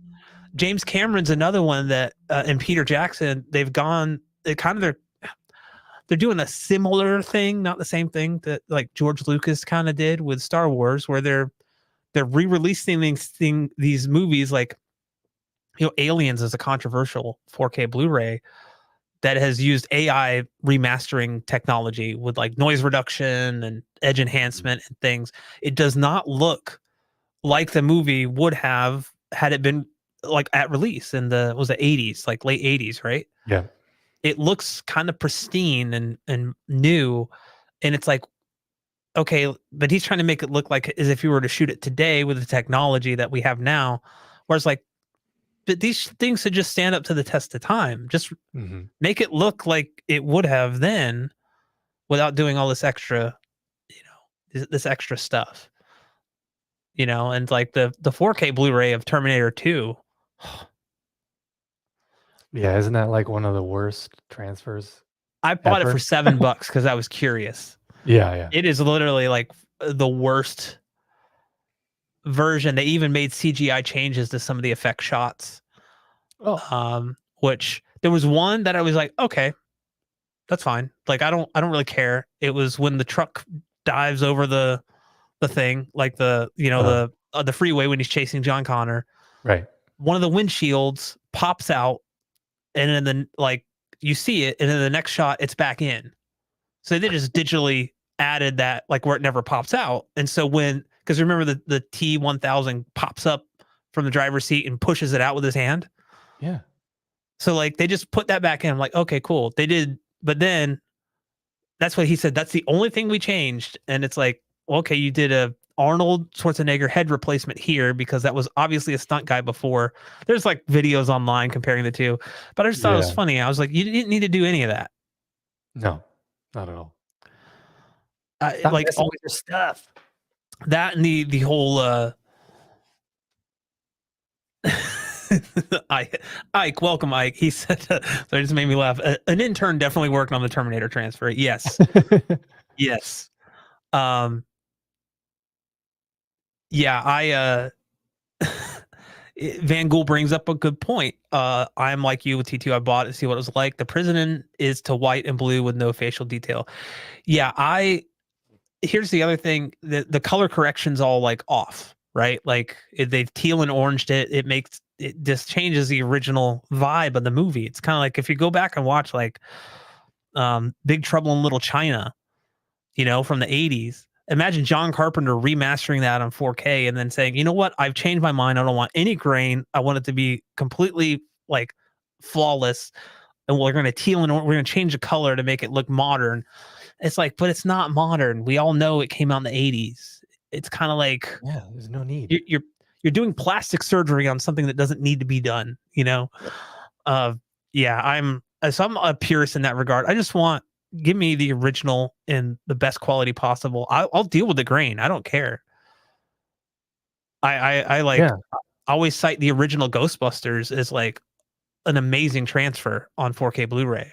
Grain Mhm. and all, it looks amazing. Weird Science is another one. Looks amazing on 4K Blu-ray and HDR and all that stuff.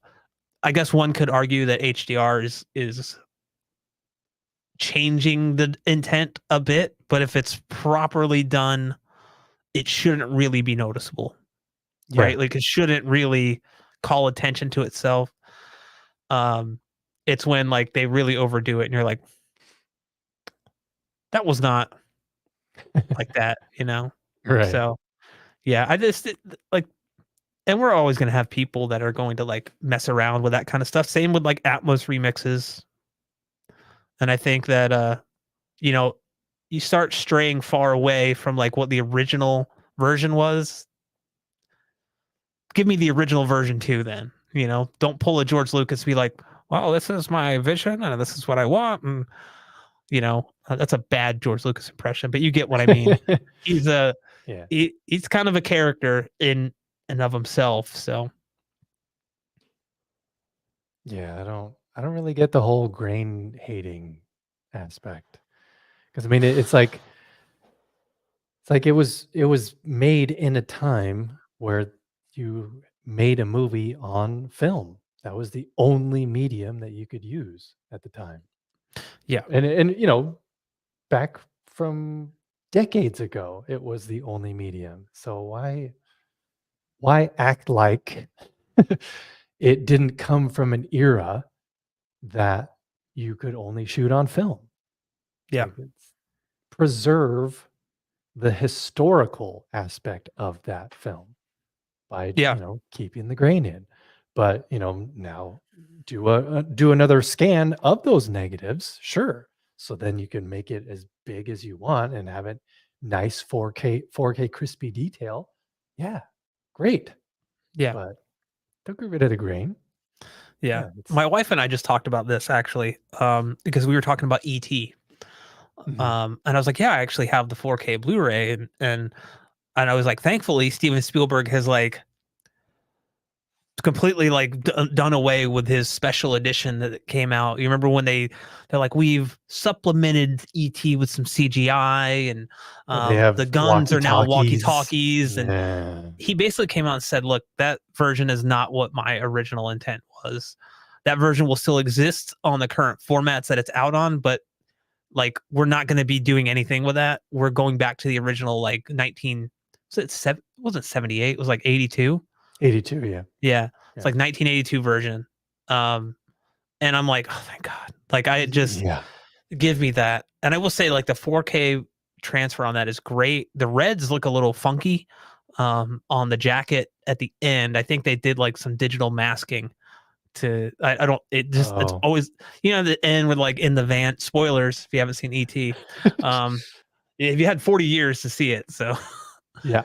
wow. 40 years. 42. That's crazy. 42, yeah. But yeah, she's like, I haven't seen it in years. So like we were talking about rewatching it. But yeah, I think, there comes a point where it's like, how different is it from the original? Like the DTSX track on ET is a good kind of medium, but what's also included is the original mono or the stereo track. Mhm. So like you have both options, and I think that that's important. I think I Yes. am what I am. I am that I am. Sorry, says the same thing. They have the ability to offer both options. I can see why T2 got hate, but I honestly think it looked great. And same goes with the Abyss. I will agree with the Abyss. I thought the Abyss looked great. The T2 they did too much with the noise reduction. The people Mhm. just looked too artificial and weird.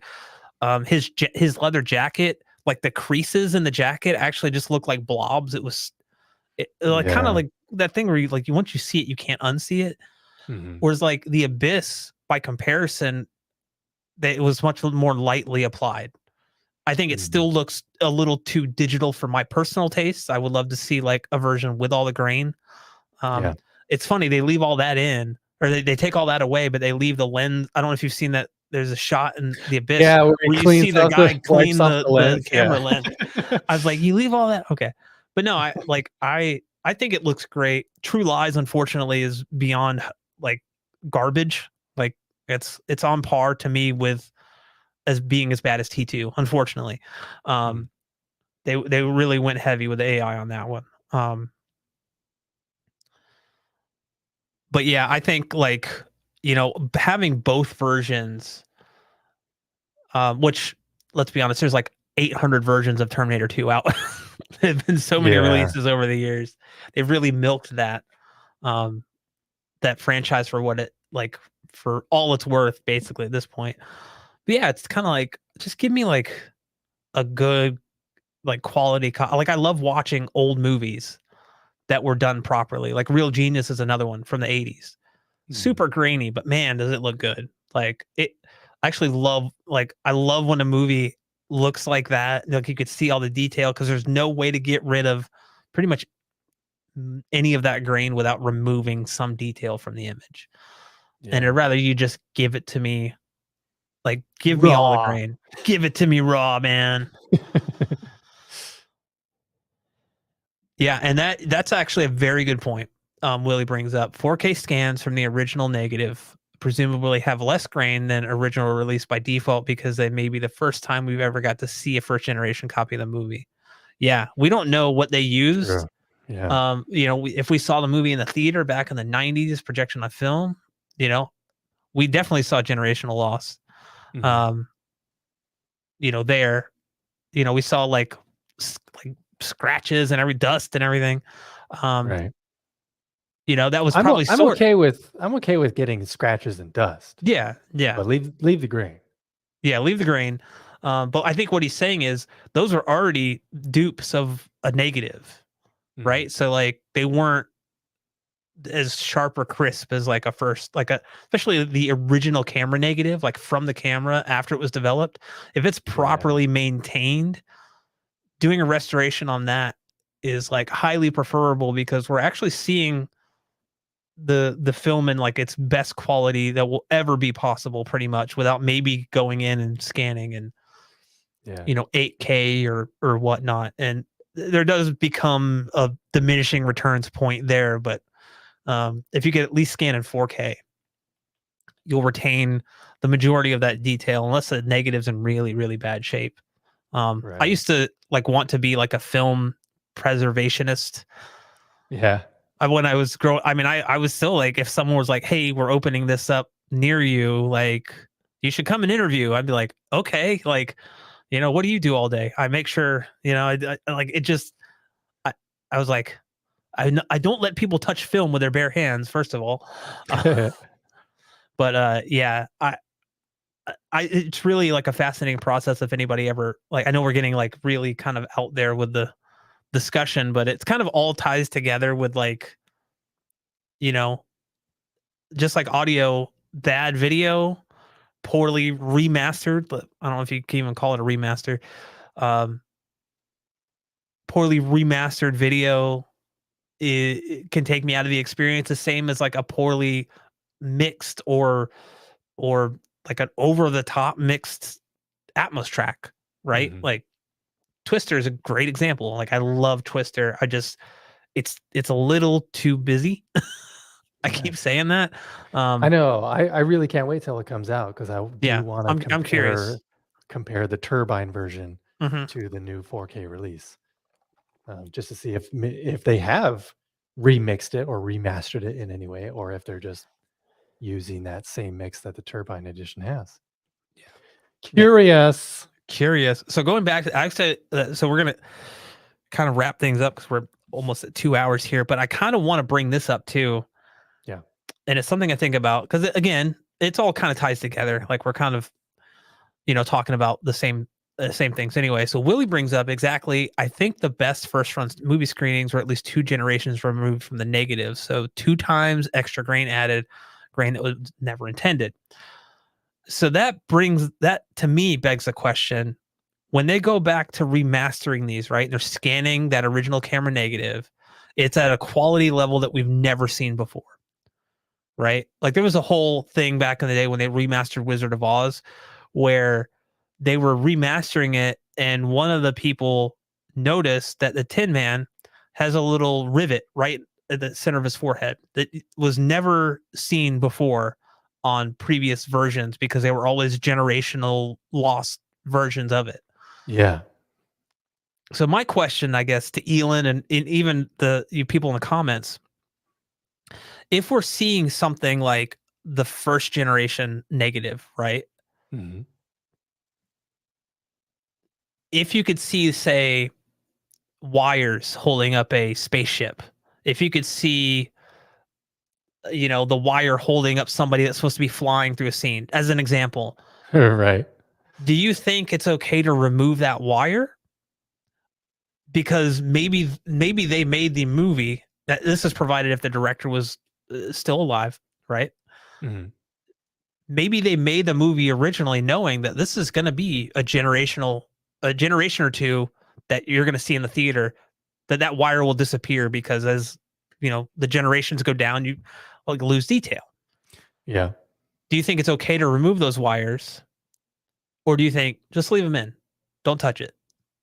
We're talking about like really, really like there's some old movies from like the 20s and 30s, especially where Mhm. you could see all of it. Like you could see, you know, people in the background that weren't supposed to be there. There's maybe like a cup on the ground or something. This predates Yeah. Game of Thrones Cupgate or Starbucks Gate, Coffee Gate or whatever.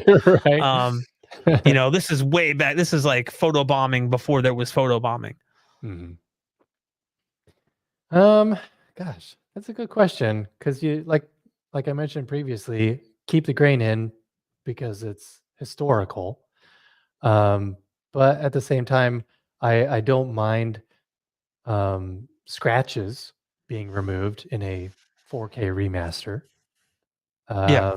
So I would honestly say, in my mind, it's okay, because if I see The Wire just clear as day, I mean, yeah, I would chuckle at it, being like, Yeah. "Oh, Hell, look at there's that. that."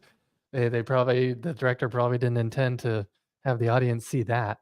Yeah. So if it is something that may distract me from the story, sure, I would say then it's fair game to remove. Yeah.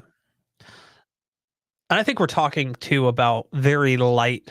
Like we're not talking about CGIing anything, right? We're not No. talking about like, oh, that gun is now a balloon or something. You know, Yeah. we're saying if there's a wire holding up a spaceship that you can see because the detail is so much better, should we leave it in? You know, Willie says that's an excellent movie moral dilemma. Not sure what the answer is. I don't know either. Like part of me says just leave it in. Just leave it in. Yeah. I mean, I wouldn't like turn off the movie because of it. Right, Like I right. said, Yeah. I would probably chuckle a little bit, but yeah, Yeah. it wouldn't ruin the experience. Yeah. And I But if they had the money and the extra time to paint out little yeah. flaws like that, sure, Yeah. I mean whatever.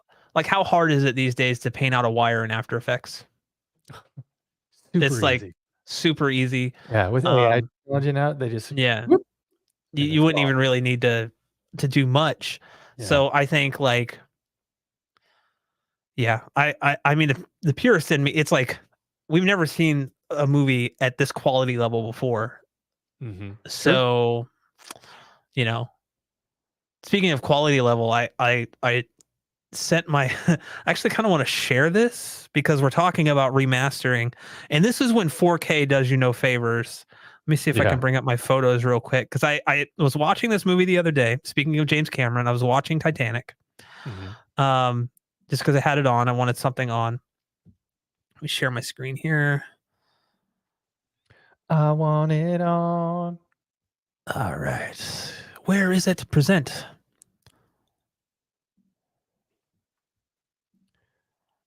There we go. Present. All right, so you guys should be able to see this here. So this is just a scene from Titanic.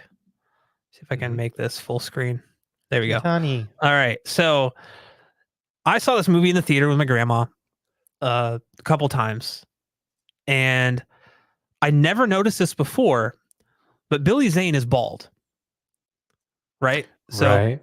if you look, you can. It's hard to see, but look at this wig line right here that is so apparent in 4K on a big screen that you just see it, and you can't unsee it once you notice it, and it's in every Right. shot. Yeah, It yeah. is hilarious to me. I sent this to my sister because like 4K is not doing him any favors here. So Right. it just it cracked me up. That's a picture of my cat. But it cracked me up and I was just like, I have to share it. I have to share it. So here, there we go. And we're back. Okay. Yeah, I just wanted to bring that up because it kind of ties into Yeah. what we're talking about, and I thought it was funny. Um, it's it's kind of like okay, it does fall under that category. Do you go in and painstakingly? I mean, that would be a lot harder than removing a wire, right? Like, Oh, yeah, for and sure. we actually see it all the time. I can't remember what movie it was recently where, oh, I think it was actually Breaking Bad. Oh, There was yeah. a scene where he had like a beard, like it was obviously not, like it wasn't his real like goatee. Yeah. And when they showed a close up, you could see the actual like where the glue was, but also like the line, the little, I don't know if you call that line there where like, but basically it's kind of like opaque with a bunch of holes in it so they can blend Yeah. it. And it was just like Right. sticking out. And I was like, I don't think we were supposed to see that. Yeah, I remember I commented about that um, when I reviewed Braveheart and Gladiator on Hmm. 4K. That previously I had never noticed several shots in Braveheart that were clearly out of focus.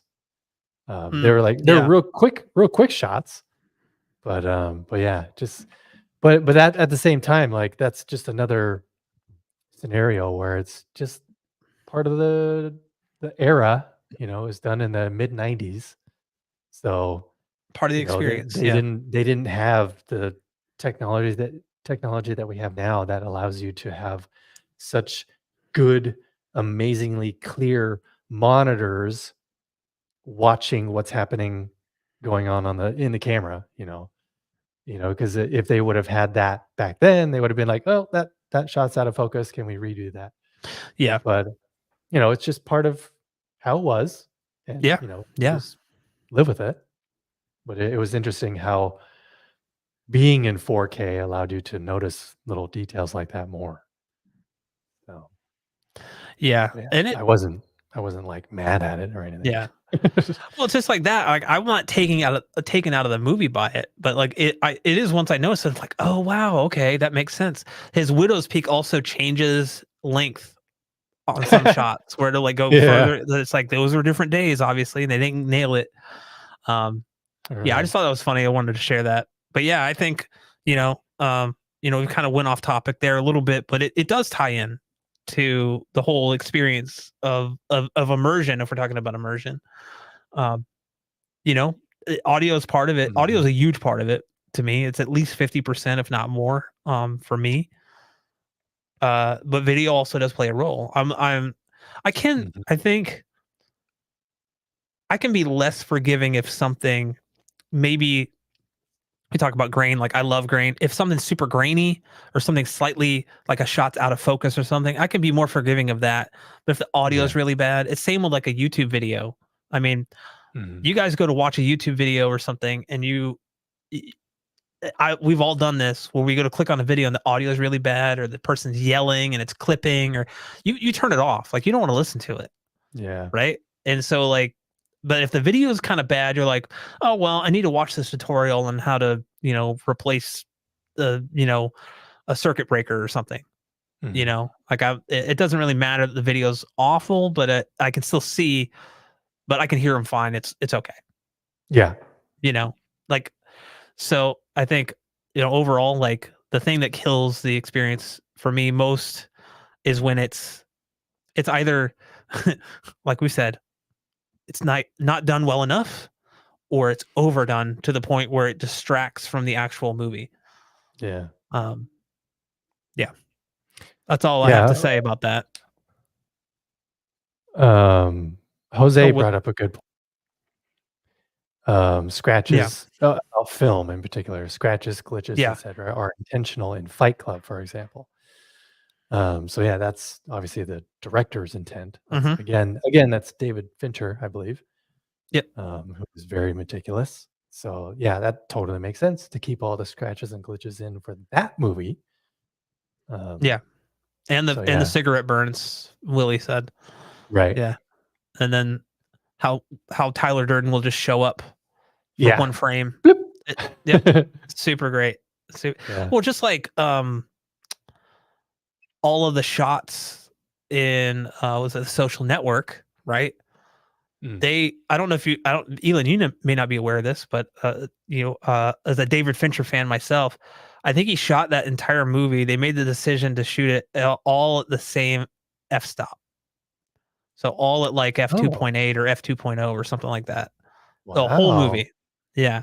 It's in one of the behind the scenes documentaries, and so like, obviously you can't really. I mean, with today's technology, you can shoot and then change focus later. There's actually cameras that do that.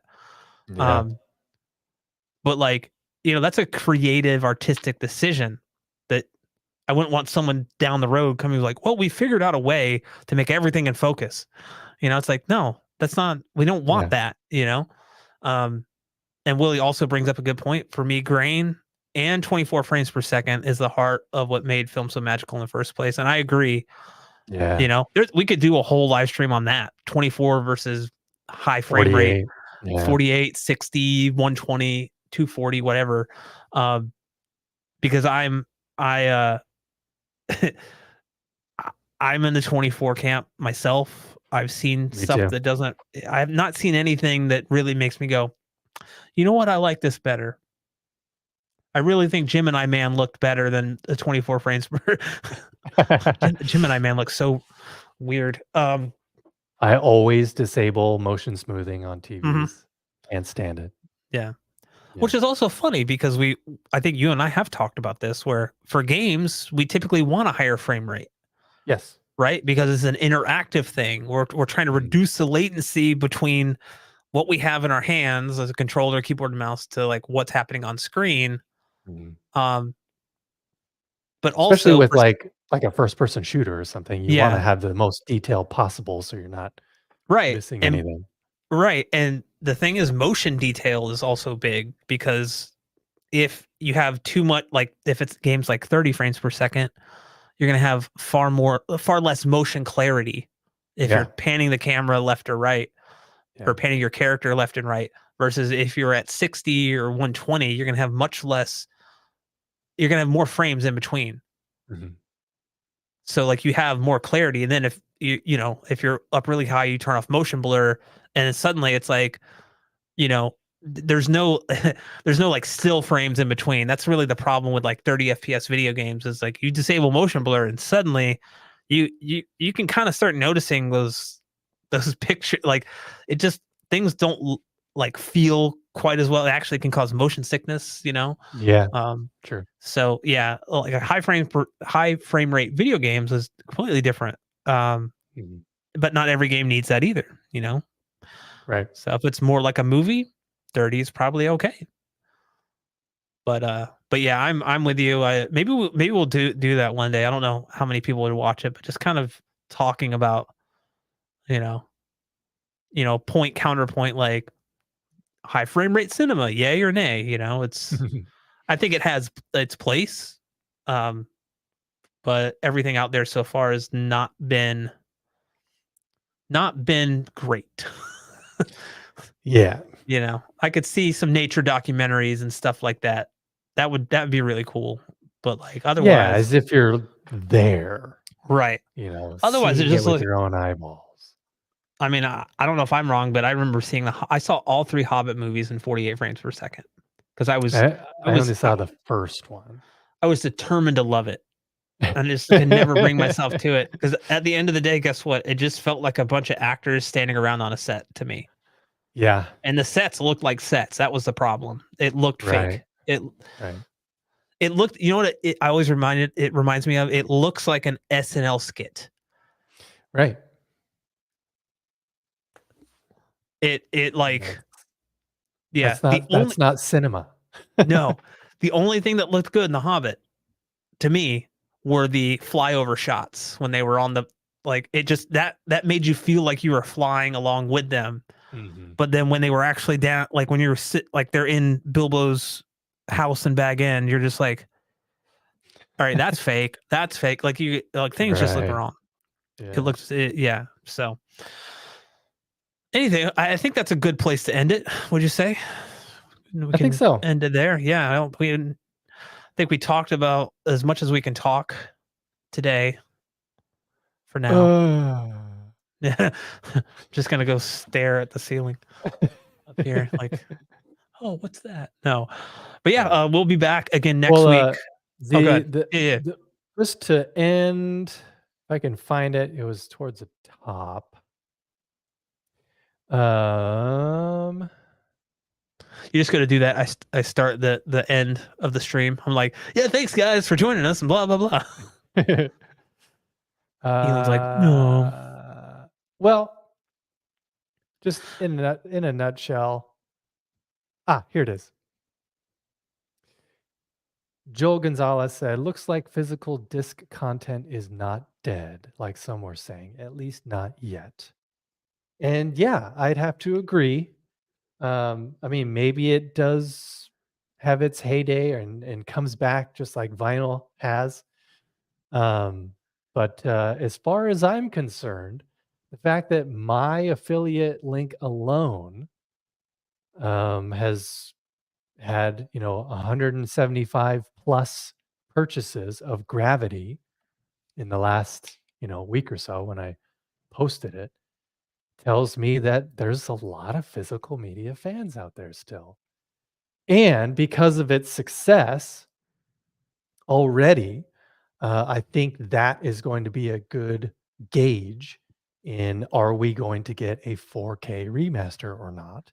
And I think because of the popularity of this Blu-ray Atmos version, yeah, I'm pretty sure the sales that Warner Brothers is getting from just this one movie being re-released on Blu-ray, it's definitely going to be a testament to Warner Brothers to um, put some money into a real good 4K remaster.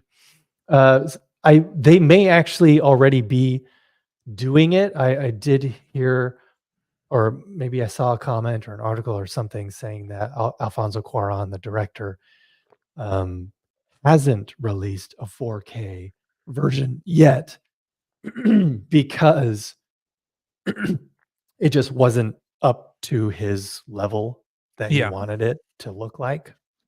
So apparently it's already in process. So who knows when that might actually come out. But yeah, physical media is not dead, folks. And I'm Not here yet. for it. So Not yet. that's my ending spiel. Well, I will say on that note that we live in a time. No, we live in a society, Jerry. We seem to live in a time where clickbaity articles, anytime something happens, there's a sudden urge to just go, the death of this thing, or does this mean this, or does that, like, I mean, when Best Buy announced that they were like ending the sale of physical media in all their stores and on their website, I mean, how many articles did you read? How many YouTube videos did you see that was like, is this the end of physical media? The death of physical media and blah, blah, blah. Yeah. And I think it's quick. People are quick to do that, even if it's kind of a considered clickbaity, kind of like, oh man, let's really harp on the negative here. Mhm. They Yeah. kind of jump the gun to get the views or get whatever. I'm not singling out anybody. I was just like, I even had a friend that was like, oh yeah, man, physical media is dead. I was like, did you read that somewhere? Because like, Yeah. that's like, I don't think you could say that just because Best Buy, like if Amazon said we're stopping carrying physical media, then I'd be worried, Yeah. So I'll just say that, like, I don't think it's going anywhere anytime soon. People have been saying it for years and years and years that physical media is dead, streaming's going to take over. I don't see that happening anytime soon. And yet Blu-ray players and 4K Blu-ray players are still selling. What? It's the end of the stream. I could say the F word right now. You can always say the F word. But yeah, I'll just leave it there because I still buy physical media myself. I don't buy as many as I used to just because money. Yeah. you know, all this stuff is not cheap. Although I don't miss the days where I had to spend $70 on a laser disc. So, Yeah. yeah. So on that note, I think we're going to end it there, guys. We will see you here again next week, and thank you for joining us. Thanks. You're cool. All of you. All of you. We'll see you later, guys. Bye.